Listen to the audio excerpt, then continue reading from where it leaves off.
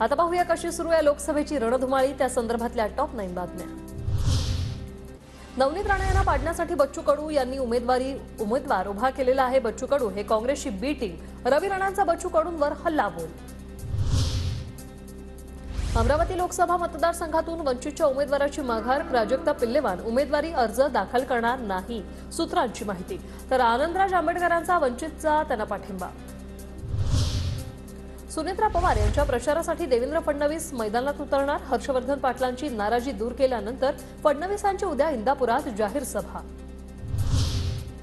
Policy matter म्हणून हिंगोली आणि यवतमाळ वाशिमचा उमेदवार बदलला, एकमेकांना सांगून हा निर्णय। भाजप सांगतं तसं शिंदे बघतात, हा विरोधकांचा आरोप खोटा आहे, आमदार संजय शिरसाट यांचं वक्तव्य।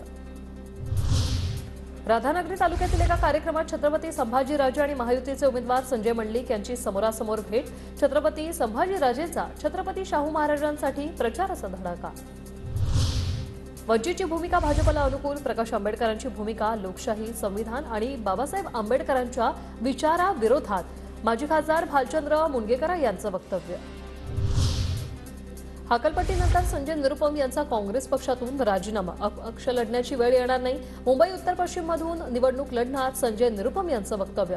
तर पक्ष संपवणाऱ्या राऊतांचा एकदा विनाश होणार, अशी केली टीका।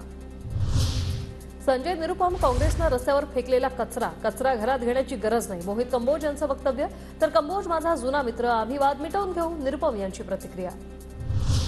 रत्नागिरी सिंधुदुर्ग उमेदवारीवरून अजूनही दावा मागे घेतला नसल्याचं उदय सामंत यांचं वक्तव्य। मी कुणाच्या पक्षात लुडबुड करत नाही, दुसऱ्यांनीही लुडबुड करू नये। तुमच्या जाहीर सभेला 3000 लोक सुद्धा नव्हते, असं म्हणत लगावला टोला।